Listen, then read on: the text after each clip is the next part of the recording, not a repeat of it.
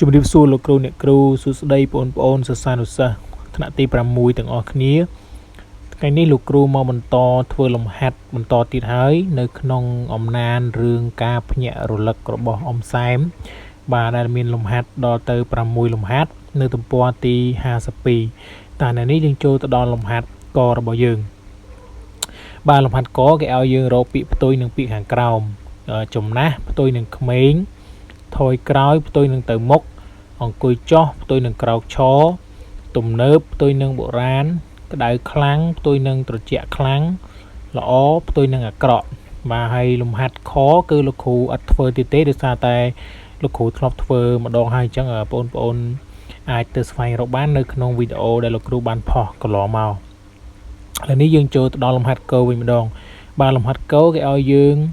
រកពាក្យនៃដូចគ្នាមកជំនួសពាក្យដែលមានគំនូសពីក្រោមបាទទី1គេថាព្រឹកមួយកសិករចំណាស់ម្នាក់បានយកផ្លាកទៅបោះភ្ជាប់នឹងទ្វារចូលបាទអញ្ចឹងពាក្យដែលជំនួសកសិករគឺពាក្យអ្នកស្រែបាទហើយទី2មានបុរស2នាក់ជិះរថយន្តទំនើបមួយគ្រឿងបាទអញ្ចឹងពាក្យដែលមកជំនួសរថយន្តគឺពាក្យឡានហើយនឹងទី3នៅពេលអស់ដើមឈើខ្យល់នឹងមិនបរិសុទ្ធទេបាទអញ្ចឹងពាក្យបរិសុទ្ធគឺយើងជំនួសដោយពាក្យល្អបាទឥឡូវនេះយើងចូលទៅដល់លំហាត់ខវិញម្ដងបាទលំហាត់ខរបស់យើងគឺគេឲ្យយើងបង្ហាញអំពីព្រឹត្តិការណ៍នៃរឿងខាងលើបាទអញ្ចឹងព្រឹត្តិការណ៍ទី1គឺអ៊ំសែមដាក់ផ្លាកលក់ដីព្រឹត្តិការណ៍ទី2បុរស2នាក់រកទិញដីអ៊ំសែមដោយមានគម្រោងចាក់ដីលុបព្រែកកាប់ដើមឈើលក់សង់អគារបង្ហូរកាកសំណល់ពីរោងចក្រចូលក្នុងទន្លេបាទព្រឹត្តិការណ៍ទី3គឺ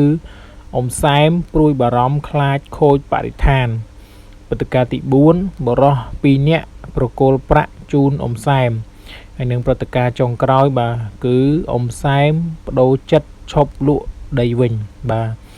ទលំហាត់ខុសរបស់យើងគឺបានបញ្ចប់ហើយឥឡូវនេះយើងចូលទៅដល់លំហាត់ងវិញម្ដង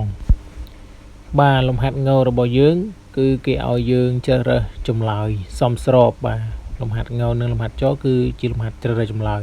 បាទលំហាត់ងគេសួរថាតើរឿងនេះចង់អប់រំដូចម្ដេចបាទអញ្ចឹងគេមាន3ជម្រើសទី1គឺត្រូវស្រឡាញ់និងថែរក្សាព្រៃឈើទី2ត្រូវស្រឡាញ់និងថែរក្សាសត្វផ្សេងនិងទី3ត្រូវស្រឡាញ់និងថែរក្សាបរិស្ថានធម្មជាតិបាទអញ្ចឹងចម្លើយដែលត្រឹមត្រូវគឺចម្លើយទី3បាទត្រូវស្រឡាញ់និងថែរក្សាបរិស្ថានធម្មជាតិបាទលំហាត់ចវិញគេសួរថាតើការឆ្លើយតបរបស់អ៊ំសែមទៅកាន់បុរសទាំង2នាក់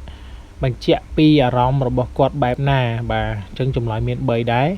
ទី1គឺអ៊ំសែមភ័យខ្លាចបាទបាត់បង់ដីទី2អ៊ំសែមភ័យខ្លាចបាត់បង់សម្បត្តិធម្មជាតិហើយនៅទី3អ៊ំសែមឈឺចាប់នឹងសម្ដីរបស់បុរសទាំងពីរបាទអញ្ចឹងចម្លើយដែលត្រឹមត្រូវគឺលេខ2គឺអ៊ំសែមនឹងភ័យខ្លាចបាត់បង់សម្បត្តិធម្មជាតិ